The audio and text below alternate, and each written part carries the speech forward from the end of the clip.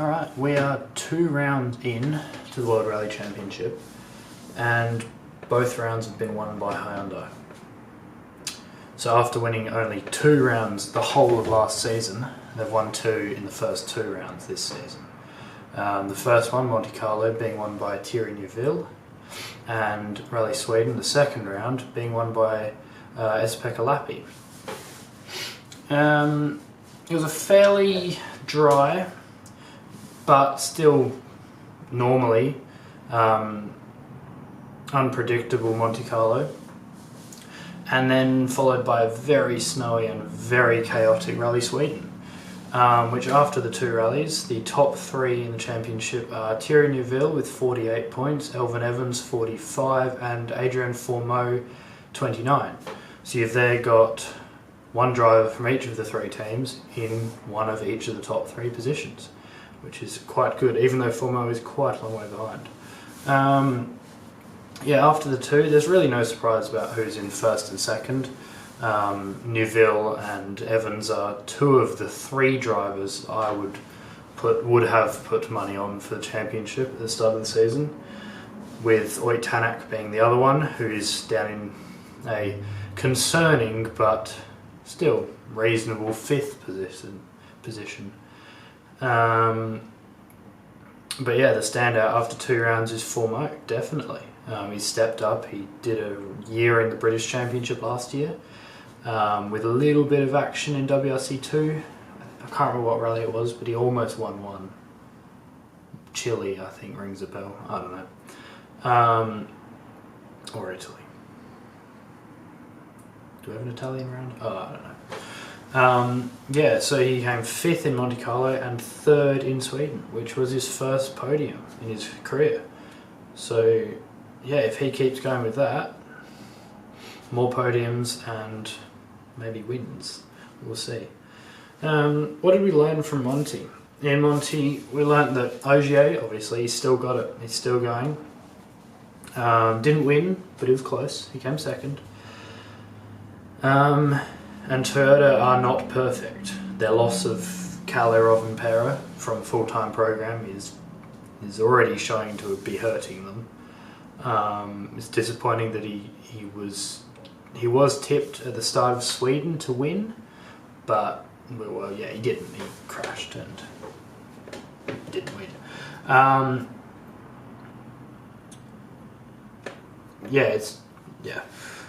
We'll see what happens there. At the moment, Hyundai, they are steamrolling their way to the championship, really, and Toyota have to pull out the stops to stop them. Well, Evans does, because I don't think Katsuta will. I would like him to, but I don't think he will. He had his chance in Sweden to win, or at least come 2nd, or maybe 3rd, but he really disappointingly threw it away. But there you go.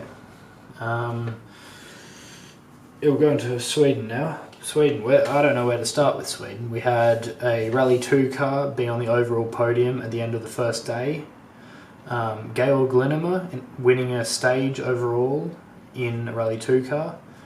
And Esa-Pekka Lappi, spoiler alert here, breaking the record for the longest time between 1st and 2nd rally wins. Alright, we'll go back to Solberg. So, Rally 2 car, Oliver Solberg and Snow, pretty much a match made in heaven. He won the Rally 2 round of Rally Sweden last year, and he also won the European Rally Championship Swedish round last year, both of which on snow. And he won again this weekend. Really took advantage of his favourable road position, letting everyone else plough all the snow away, and he could just come through and blitz everyone. He was in 3rd position at the end of Friday. Did drop back over Saturday and Sunday. I think he still came 5th or 6th at the end of the rally. And another thing from Rally 2 is Georg Linnemer, the young Estonian driver, took the win on stage 5 of the rally, being pretty much the same as Solberg. Those Rally 2 cars had no snow to plough out the way. They had a clear road. And that's why they were so competitive for at least the first day and a half.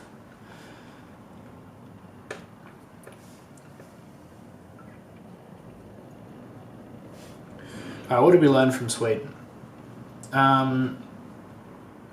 Yeah, it's Hyundai's really to lose. I've already said that, but they are on the ball. Next is Kenya. That's not predictable in any way. We don't know what's going to happen, but my money would be on Hyundai. However, both Toyota and Hyundai are on 87 points, which is really showing that Hyundai doesn't have a consistent second player.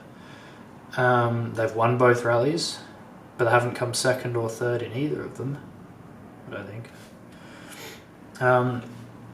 So that's really, if they lose the championship from here, it'll be because they don't have a consistent second player coming up. Tanak needs to be there in Kenya. He needs to be on the podium to give the team and himself a chance at the title. Another thing from Sweden, if Solberg drives like this for the rest of the season, or even close to like this towards the end of the season, he's got the best shot of anyone to get into a Rally 1 car next year. We do know now that there will be no hybrid next year, and that may mean that he could do something as a customer, but I think still he will be somewhere in a manufacturer drive. And up next in a couple of weeks we have Kenya, Safari Rally. Not my favourite rally, really not my favourite rally. I think it's brilliant to have it in the championship. It brings us to another continent, means we're more of a world championship. But we have small fields of Rally 2 and Rally 3 cars, which at the moment I personally think Rally 2 is far more entertaining than Rally 1. So not having a huge field and only maybe having 3 to 6 competitive drivers is really taking away from that. But Rally 1, there'll still be a fight. There's championships to be won, there's rallies to be won, there's points to be got. I think the new point system will be really interesting to see how that works in Kenya and see how the weather does. We know that if it rains, it'll be really muddy, and we know if it's dry, it'll be really dusty. And there's nothing really in between that, it'll be a big test for everyone. And I'll watch it, I'll do something with it, but I don't think it'll be that impressive. I think it'll be someone like Neuville or maybe Tanak, Ogier, one of those probably win it. Alright, I thought I'd just say that before Kenya, when we get the entry list, I'll do a full preview, in-depth look at stages, routes, who's doing it. I'll do a little prediction who I think is going to win, probably the rest of the podium as well. And then I'll predict Rally 2, maybe Rally 3. My knowledge really ends at Rally 3, but we'll see what I can do. Stay in store for that. It'll be out after the entry list is made public, which will probably not be until about a week before the rally. But yeah, I'll see you then. And if you want to watch it, like and subscribe and put on the notification bell so you know when I get around to doing that.